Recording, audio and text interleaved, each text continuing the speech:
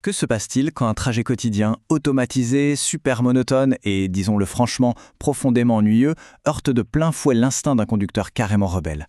Bonjour et bienvenue dans ce nouveau décryptage. Aujourd'hui, on plonge au cœur d'une vision vraiment captivante de l'avenir de la mobilité urbaine. On va décortiquer tout ça à travers une étude de cas narrative fascinante intitulée Max le contrevenant et les règles vivantes. C'est le moment de repenser totalement la façon dont nos routes pourraient interagir avec nous demain. Allez, c'est parti! On attaque tout de suite avec notre première partie, l'avenir des routes urbaines. Bon, entrons dans le vif du sujet avec cette question clé. Et si les infractions au code de la route déclenchaient des défis créatifs au lieu de simples amendes? Actuellement, le système est hyper rigide, non? On commet une faute et paf, une contravention.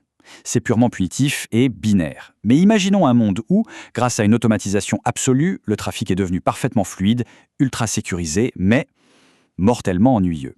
Un vrai royaume endormi où tout le monde roule exactement à la même vitesse. Pour n'importe qui avec un tempérament un peu dynamique, cette routine prévisible devient très vite étouffante. Ce qui nous amène logiquement à notre deuxième chapitre, la révolte contre le pilote automatique. L'histoire s'accélère. Face à cette monotonie écrasante, sur une immense avenue complètement vide, notre protagoniste, Max, craque. Littéralement. Cette perfection artificielle le rend fou. Il prend alors une décision radicale. Il désactive l'assistance, arrache le contrôle au pilote automatique et écrase la pédale d'accélérateur. Un pur acte de rébellion. Et là, instantanément, son pare-brise se met à clignoter frénétiquement en orange pour afficher ce message « Rupture de rythme ». Votre dépassement a créé une onde dangereuse. Il est temps de rééquilibrer. C'est fou quand on y pense. Regardez bien les mots utilisés. Le système ne parle pas de code pénal ou d'excès de vitesse. Il parle de rythme, d'onde et d'équilibre.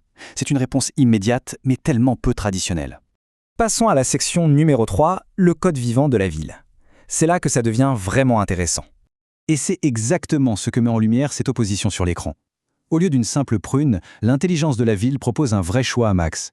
Soit il accepte une punition passive, ce qui veut dire se traîner docilement tout à l'arrière de la file, soit il répare la perturbation qu'il vient de causer, mais de manière totalement créative. D'un côté, on a ce que Max appelle la vitesse 4D, qui n'est au fond qu'une accélération égoïste pour briser des limites individuelles, et de l'autre, son idée brillante, l'harmonie 5D. C'est le concept de canaliser ce besoin viscéral d'action pour créer une synergie coopérative, quelque chose qui profite à l'ensemble de l'écosystème. Fort de cette réflexion, Max envoie audacieusement sa proposition à la base vivante de la ville, qui l'approuve à la vitesse de l'éclair. En réponse, le système génère un motif graphique super élégant sur son écran. C'est ce qu'on appelle la formule de synergie. Pour faire simple, c'est un modèle de mouvement dynamique calculé au millimètre près. Son but, décongestionner le trafic, booster la santé de l'écosystème urbain et ramener l'équilibre dans le quartier. La ville avait justement besoin de cet électrochoc. Allez, on continue avec notre quatrième partie, une danse sur la route. Et ça illustre brillamment ce nouveau défi. Avec cette mission, l'acte de conduire se transforme en une véritable danse. La voiture de Max n'est plus un bloc de métal isolé, c'est une note cruciale dans la grande mélodie de la ville. Les étapes qu'il doit suivre sont ultra précises. 1. Capter ce fameux rythme vivant de la rue. 2. Changer de fil et accélérer de façon hyper stratégique au feu pour réveiller les conducteurs rendormis derrière lui. Et 3. Anticiper constamment pour faire de la place aux robots de livraison. C'est un exercice de haute voltige qui exige une concentration absolue. Ce qui nous amène tout droit au 5e chapitre, le passage à la 5e dimension. Les conséquences de ces manœuvres sont tout bonnement spectaculaires. L'exécution de Max est tellement fluide qu'elle crée une onde positive, une vraie réaction en chaîne. Les autres voitures s'y mettent par pur mimétisme et le résultat est magique. L'embouteillage massif qui commençait à se former plus loin se dissipe totalement grâce à cette synchronisation. Et là, boum, l'écran s'illumine d'un vert éclatant pour afficher ce chiffre 100, un score d'harmonie de 100%. Max a réussi à réanimer le flux vital du quartier et par conséquent, son infraction initiale est entièrement pardonnée et effacée. Le point crucial ici, c'est la transformation spectaculaire de notre personnage. En guise de récompense ultime, un taxi-drone volant descend carrément du ciel pour l'accueillir. En s'élevant dans les airs, Max comprend qu'il vient de passer au niveau supérieur.